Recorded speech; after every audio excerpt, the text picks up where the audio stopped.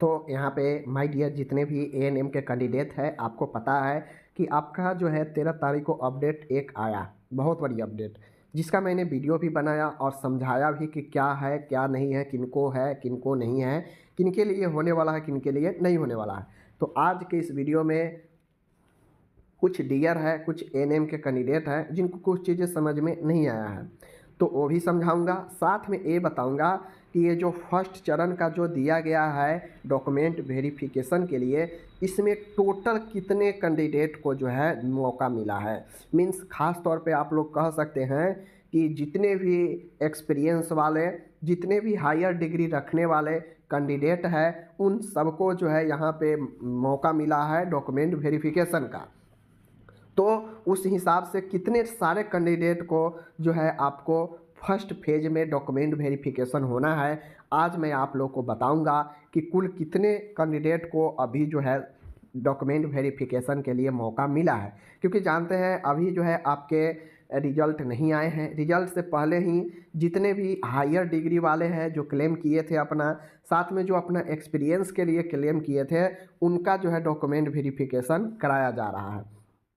तो इसके बाद जो फर्स्ट स्टेज जो 20 से लेकर 2 फरवरी तक चलने वाला है, इसके बाद नहीं तो एक्सपीरियंस कैंडिडेट बचेगा और नहीं हायर डिग्री वाले कैंडिडेट बचेंगे। तो हम आज बताएंगे कि कितने कैंडिडेट ऐसे हैं जिनको मौका मिला है, हायर डिग्री है उनके पास एक्सपीरियंस है, दोनों मिला के कितना कैंडिडेट टोटल है, समझ गए। ताकि टोटल जानने का मतलब ये होता है कि आपका पोस्ट कितना है, 10,709 पोस्ट है, 10,709 पोस्ट है। अब 10,709 पोस्ट है तो आपको पता है 3 गुना रिजल्ट देना है। कितना देना है रिजल्ट? 3 गुना रिजल्ट देना है। अब देखिए होगा ये कि 3 गुना अब रिजल्ट आपका नहीं भी आ सकता है। क्यों नहीं आएगा? क्योंकि आपको पता है कि अभी जितने भी आपके जितने भी एक्सपीरियंस वाले हैं, जितने भी हायर डिग्री वाले हैं नर्सिंग के एएनएम से ऊपर, उन सब का अभी डॉक्यूमेंट वेरिफिकेशन हो जा रहा है। तो उसके बाद किसका होगा? उसके बाद सिर्फ और सिर्फ फ्रेशर बचेंगे। तो आज आपको पता चल जाएगा कि आपके 10,709 जो पोस्ट है, इसमें अभी एक्सपीरियंस और हायर डिग्री वाले कितना है, उनको घटाकर आपको कितना पोस्ट बचता है, और जो है कितना जो है साथ में अगर 3 गुना इसको अगर लेना है तो लगभग जो है 31,000 32,000 जो है आपके होगा कैंडिडेट, समझ गए। क्योंकि रिजल्ट आएगा तो वहाँ पे तो 3 गुना स्टूडेंट को चुना जाएगा। अब 3 गुना स्टूडेंट चुना जाएगा तो फ्रेशर वाला ही होगा, एक्सपीरियंस वाले और उसमें से क्या बोलते हैं हायर डिग्री वाले, उनका तो जो है डॉक्यूमेंट वेरिफिकेशन हो गिरा रहेगा। तो इसमें से अभी ही जो लोग छट जाएंगे, फिर उनका जो है रिजल्ट के लिए जो है उनको क्या होगा, कोई मतलब नहीं है। तो इन लोगों को तो अभी ही पता चल जाएगा कि किसका सही है किसका गलत है। तो इन लोगों का ये है। बाकी जो फ्रेशर का अभी डॉक्यूमेंट वेरिफिकेशन होगा रिजल्ट के बाद, तो फ्रेशर का 3 गुना जो है कैंडिडेट आपको देगा, ठीक है, 3 गुना। तो आज आपको टोटल कंप्लीट हम बताएंगे। ध्यान रखिएगा कि कितने कैंडिडेट को अभी डॉक्यूमेंट वेरिफिकेशन में मौका मिला है और बाद में कितने कैंडिडेट को जो है डॉक्यूमेंट वेरिफिकेशन में मौका मिल सकता है जो फ्रेशर है, ठीक है। तो चलिए हम लोग शुरू करते हैं। तो ये सारा चीज़ तो हम बता ही दिए हैं, ठीक है, आपको पता है सारा चीज़ें। चलिए कुछ पॉइंट है जो स्टूडेंट को समझ में भी नहीं आया उसको भी समझाते हैं, और लास्ट में बताएंगे हम आपको कि कितना कैंडिडेट को अभी मौका मिला है, कितना को बाद में मिलेगा, ठीक है, और आपको जो है सारा चीज़ को क्लियर करेंगे। चलिए देखते हैं। देखिए यहाँ पे कुछ स्टूडेंट को प्रॉब्लम हो रहा था, तो मैं आपको बता देता हूँ एक बार फिर से इन सभी पॉइंटों का। कहता जो आपके पास एक्सपीरियंस है, जो एक्सपीरियंस का आप दावा किए हैं, वह एक्सपीरियंस का जो गणना होगा ना, मतलब मान गए कोई व्यक्ति जो है अभी तक काम कर रहा है, ठीक है, अभी तक काम कर रहा है किसी सरकारी संविदा में, लेकिन उसको एक गणना कब तक किया जाएगा? 2/8/2022 तक ही गणना किया जाएगा। मीन्स इसके जो है इससे पहले का बना होना चाहिए, समझ गए। कार्य अनुभव की अवधि की गणना दिनांक 2/8 तक ही की जाएगी। मीन्स आप अभी भी बनवा सकते हैं, बट क्या होगा कि आप अभी भी बनवा तो सकते हो, लेकिन यह डेट इतना से पहले का होना चाहिए। इसके बाद का अगर आप दीजिएगा तो कोई मतलब नहीं रहेगा, समझ गए। दूसरी चीज़ें मैं आपको बता दूं, कार्य अनुभव प्रमाण पत्र के लिए, एक्सपीरियंस के लिए विज्ञापन जब आया था तो वहाँ पे जो है आपका एक फॉर्मेट दिया गया था, बताया गया था फॉर्मेट में कि इसी फॉर्मेट में आपका कार्य अनुभव बनाना है। अगर अदरवाइज किसी दूसरे फॉर्मेट में अगर आप कार्य अनुभव बनवाते हैं तो उसका कोई फ़ायदा जो है आपको नहीं मिलेगा, समझ गए। स्पष्ट रूप से यहाँ पे कह दिया गया है। तो ये सब तो पुरानी बातें हैं, ये सब तो आप जो है अपना ऑनलाइन में जो दिए हैं उसी चीज़ को तो ले जाना है, ठीक है ना। ऑनलाइन से अलग ले जाइएगा। आप ऑनलाइन में कुछ और सबमिट किए हैं और डॉक्यूमेंट वेरिफिकेशन के लिए कुछ और लेकर जाइएगा तो वहाँ पे आपका नहीं हो पाएगा। तो इस चीज़ को ध्यान में रखिए कि आपका जो है ऑनलाइन में जो जो चीज़ें आप दिए हैं उसी चीज़ का जो है ज़्यादा यहाँ पे मान्य होगा, समझ गए। कार्य अनुभव प्रमाण पत्रों में वर्णित संविदा नियोजन हेतु निर्गत कार्यालय आदेश, विभागीय आदेश की प्रति दस्तावेज सत्यापन में प्रस्तुत करना अनिवार्य होगा। लोग पूछ रहे थे इसका मतलब क्या होगा, तो इसका मतलब ये है कि जैसे आप मान गए किसी अस्पताल में संविदा पर आप काम कर रहे हैं, ठीक है, या फिर एएनएम के लिए जो है बिहार सरकार से जो है आपके संविदा पर जो है निकला था, ठीक है। तो आपको उस संविदा के लिए जो एडवर्टाइज निकला था, जो आपका विभागीय आदेश निकला था, कार्यालय आदेश जिसको हम लोग एडवर्टाइज कहते हैं, जॉब से पहले एडवर्टाइज आता है, जैसे आपके परमानेंट जॉब है तो इसके लिए भी एडवर्टाइज आया था ना, उसमें बताया गया था कि कब से कब तक होगा, कब से क्या करना है, नहीं करना है, कितना एज होगा, मतलब टोटल विस्तृत जो एडवर्टाइज होता है ना जॉब का, वह चीज़ों का आपको जो है यहाँ पे लाना पड़ेगा, ठीक है। एडवर्टाइज लाना पड़ेगा, देखेगा कि वास्तव में आप जो है आदेश के बाद जॉब में है, संविदा में, या फालतू में ही ऐसे ही रख लिया गया है, तो ये चीज़ें को देखेगा। अब उच्चतर योग्यता का दावा करने वाले अभ्यर्थियों का जो प्रमाण पत्र है वह जो है आपके दस्तावेज सत्यापन में प्रस्तुत किया जाना अनिवार्य होगा। प्रमाण पत्र प्रस्तुत नहीं करने की स्थिति में उच्चतर योग्यता का देय नहीं होगा। तो जो व्यक्ति है ऐसे जो अपने एएनएम के बाद GNM, BSc nursing, post basic BSc nursing, इन सभी चीज़ों में से किसी का भी दावा किया है उसका प्रमाण पत्र उसके सामने रखना पड़ेगा, नहीं रखेंगे तो नहीं मान्य होगा, क्योंकि 10 से 15 नंबर मिलना है, आपको पता है, ठीक है। अब यहाँ पे एक चीज़ें को आपको मैं और बता देता हूँ। यहाँ पे कह रहा है कि आवेदन जो होगा, आवेदन में उच्चतर योग्यता का दावा करने वाले अभ्यर्थियों हेतु उच्चतर योग्यता का निबंधन बिहार के काउंसिल में ही होना चाहिए। जैसे जीएनएम है, बीएससी नर्सिंग है, कुछ भी चीज़ का आप दावा किए हैं कि मेरे पास है हायर डिग्री, तो उसका भी रजिस्ट्रेशन बिहार में ही होना चाहिए। अगर बिहार से बाहर उसका रजिस्ट्रेशन है और एएनएम बिहार में है तो फिर उस उच्चतर योग्यता का आपको कोई फायदा नहीं मिलेगा, समझ गए।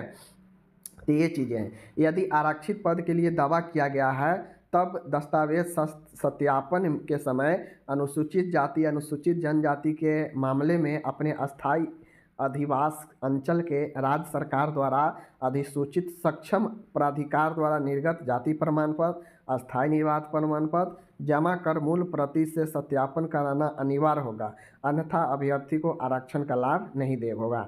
अब कोई व्यक्ति ये सोच रहे होंगे कि मेरा जो है हम क्रीमी लेयर में आते हैं लेकिन हमारा डॉक्यूमेंट गलत हो गया, हम उसमें जो है ये नहीं कर पाएंगे, हमारा जो है डॉक्यूमेंट गलत हो गया, ये हो गया क्रीमी लेयर वाला जहाँ पे आपको आरक्षण मिलता, या फिर एससी एसटी, तो वहाँ पे अगर आपको कोई जो है डॉक्यूमेंट जमा करने में दिक्कत आ गया, कोई गड़बड़ी हो गया आरक्षण वाला, तो वो अगर गलत हो जाता है तो ऐसा नहीं है कि आपको जो है हटा दिया जाएगा, आपको जनरल कैंडिडेट में जोड़ा जाएगा, समझ गए। फिर आपको जनरल के हिसाब से आपको कट ऑफ पार करना पड़ेगा।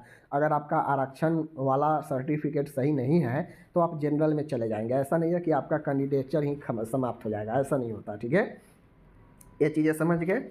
अब यहाँ पे जो 9वां पॉइंट है, ये भी लोग बहुत लोग कह रहे थे, पिछड़ा वर्ग, अत्यंत पिछड़ा वर्ग की स्थिति में क्रीमी लेयर जो बनता है, समान प्रशासन विभाग बिहार पटना के इतना दिनांक इतना एवं पत्रांक इतना दिनांक इतना के आलोक में बिहार सरकार द्वारा विनिर्दिष्ट विहित पत्र में अपने अस्थायी अधिवास अंचल के राज्य सरकार द्वारा अधिसूचित सक्षम प्राधिकार द्वारा निर्गत क्रीमी लेयर जो है रहित प्रमाण पत्र एवं अस्थायी निवास प्रमाण पत्र जमा कर जो है मूल प्रति से सत्यापन कराना अनिवार्य हो गया, अन्यथा अभ्यर्थी को आरक्षण का लाभ दे नहीं होगा। तो जो क्रीमी लेयर और जो नॉन क्रीमी लेयर की बात करते हैं, यहाँ पे स्पष्ट दिया है ना कि विहित पत्र में अस्थायी अधिवास, मतलब जो आपके एरिया के अस्थायी कर्मचारी है, समझ गए ना, उनसे जो है निर्गत क्रीमी लेयर जो है आपको बनाना पड़ेगा, समझ गए।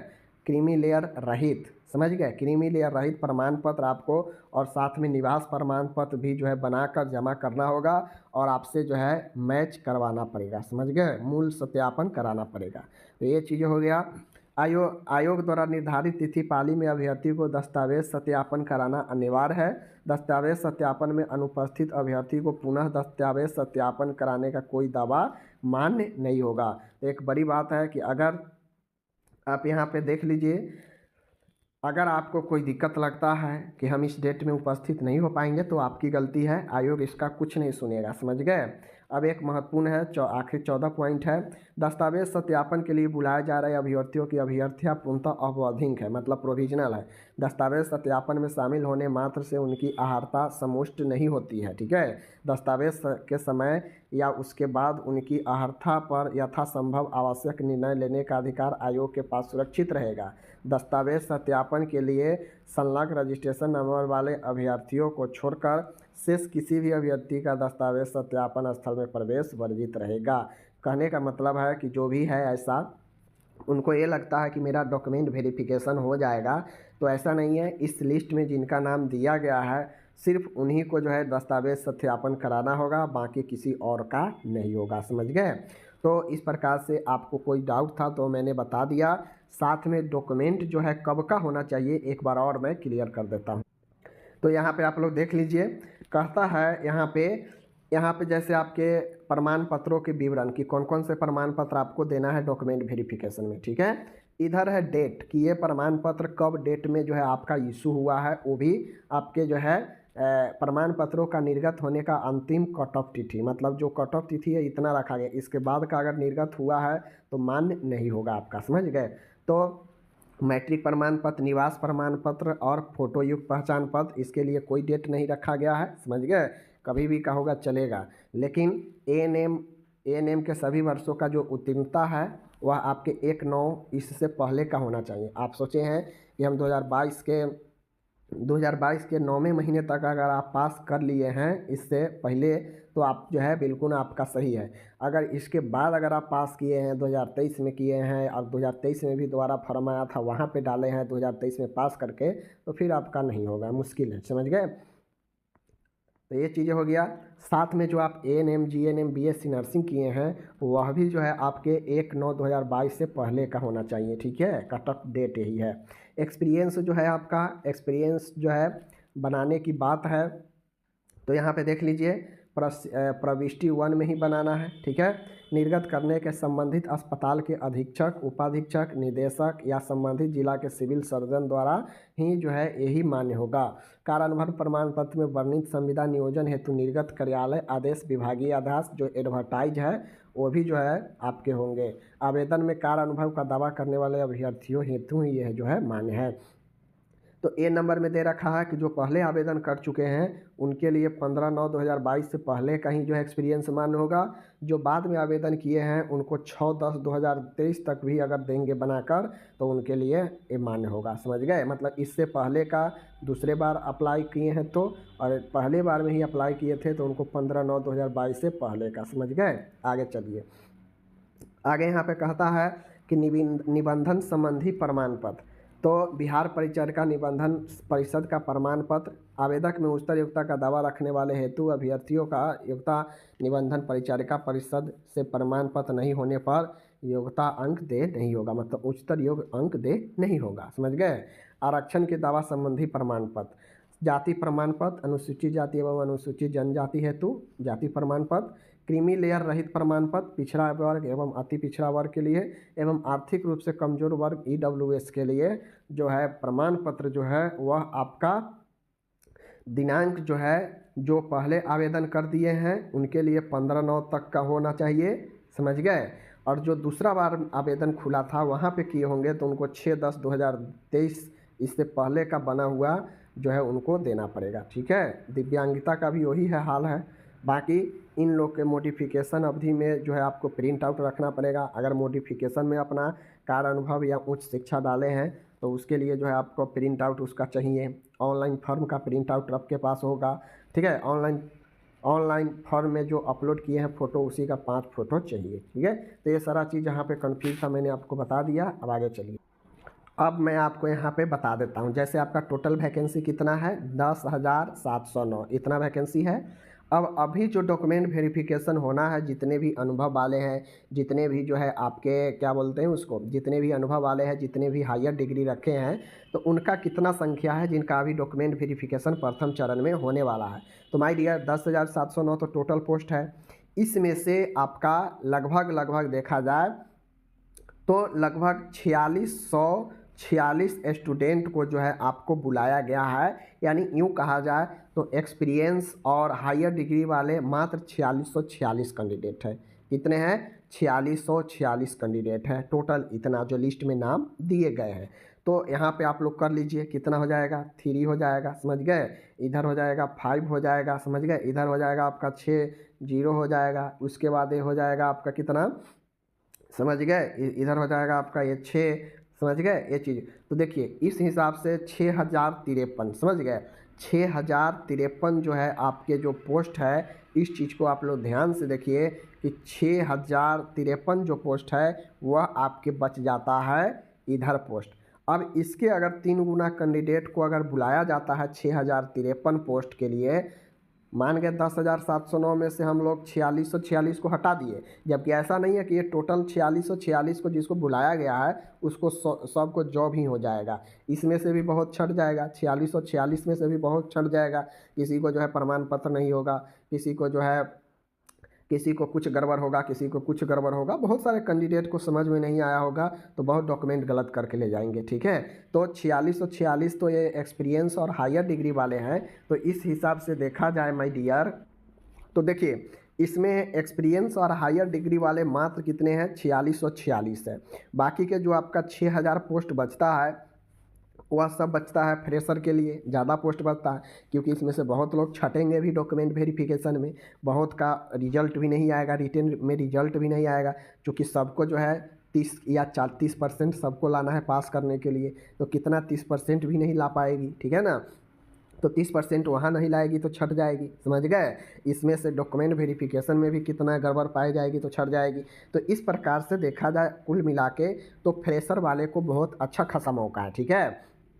फ्रेशर वाले को लगभग जो है अच्छा खासा सीट मिलेगा और फ्रेशर में उनका जॉब ज़्यादा होगा जो अपना रिटर्न में अच्छा करके आए हैं, समझ गए। क्योंकि आप समझिए कि जिनका अगर मान लीजिए 4646 कैंडिडेट है, ठीक है, 4646 कैंडिडेट है, तो इस 4646 जो एक्सपीरियंस और हायर डिग्री वाले हैं इनको सीधा जो है आपके एक्सपीरियंस जितना होगा टोटल हाईएस्ट 25 नंबर मिलना है एक्सपीरियंस में, समझ गए। हायर डिग्री के लिए 10 नंबर जीएनएम और 15 नंबर बीएससी नर्सिंग के लिए मिलने हैं। तो इस हिसाब से इस हिसाब से देखा जाए 15 नंबर हायर डिग्री के लिए मिलना है। तो इस हिसाब से देखा जाए तो उनको खटाक से जो है अगर हायर डिग्री सही होगा तो 15 नंबर, एक्सपीरियंस जितना होगा ईयर का 5-5 नंबर के हिसाब से मिल जाएगा। तो उस हिसाब से टोटली देखा जाए यहाँ पे तो आपके 4646 स्टूडेंट में से कम माय डियर 4000 स्टूडेंट तो जो है ज़रूर डॉक्यूमेंट वेरिफिकेशन में सही पाए जाएंगे, समझ गए। 4000 स्टूडेंट जो है सही पाए जाएंगे डॉक्यूमेंट वेरिफिकेशन में, ठीक है। अब ये 4000 सही अगर पाए जाते हैं तो इनमें से कितने पास करते हैं वो देखने वाली बात होगी, क्योंकि अगर वो रिटन में भी नहीं नंबर पास कर पाती है तो फिर नहीं होगा, समझ गए। तो ये पास करना ज़रूरी है रिटन में। अगर जो रिटन में पास कर जा रहा है समझिए उसको जो है जॉब 100% लग जाएगा, क्योंकि इनका एक्सपीरियंस काम कर देगा, सीधा नंबर को बूस्ट कर देगा, आगे बढ़ा देगा, समझ गए ना। तो ये चीज़ें हैं। तो बाकी समझिए इसमें अगर मान गए, मैं मानता हूँ कि 3000 वैलिड कैंडिडेट जो है सेलेक्ट होते हैं एक्सपीरियंस वाले, तो आपके पास कितना बच जाएगा, लगभग जो है 7500 के आसपास, यूँ कहा जाए 7500 के आसपास लगभग जो है आपके 7700 के पास पोस्ट बचता है। 3000 एक्सपीरियंस वाला ले लेगा, 7500 के आसपास आपके लिए फ्रेशर के लिए बचेगा, इसमें हायर और एक्सपीरियंस दोनों आ जाएगा। 7500 के आसपास आप सभी के लिए अगर बचता है तो समझिए आप सभी के लिए बहुत अच्छा माना जाएगा, क्योंकि एक्सपीरियंस और हायर डिग्री वाले को ज़्यादा कष्ट नहीं है, बस उसका जो कट ऑफ रखा गया है 30 या 40% जो भी है, 30% ही शायद है, अगर इतना वो पास कर लेती है तो उनका जॉब हो जाएगा, ठीक है। तो ये चीज़ें हैं। बाकी मैंने आपको बता दिया कि अभी कितना है। और लगभग अप्लीकेशन फॉर्म कितना डाला, एग्ज़ाम में कितने स्टूडेंट बैठे हैं, लगभग 60,000 के आसपास एग्ज़ाम में जो है आपके स्टूडेंट बैठे थे। 60,000 में से मात्रम जो है आपके 4600 कैंडिडेट को जो है आपको डॉक्यूमेंट वेरिफिकेशन हो रहा है। मतलब इतना में सिर्फ और सिर्फ आपको कहीं ना कहीं 5,000 ही कैंडिडेट ऐसे थे जो एक्सपीरियंस और हायर डिग्री लगाए थे। 55,000 कैंडिडेट जो है आपको ऐसे ही थे, समझ गए ना, फ्रेशर वाला ही। तो अब लड़ाई ज़्यादा फ्रेशर वाला का है, तो उसमें जो अच्छा करेगा उसी का होगा, समझ गए ना। बाकी यही था वीडियो, मैंने आपको समझा दिया। अब आपका कोई अगर डाउट हो तो बता सकते हैं। मिलते हैं अगले वीडियो में, ठीक है।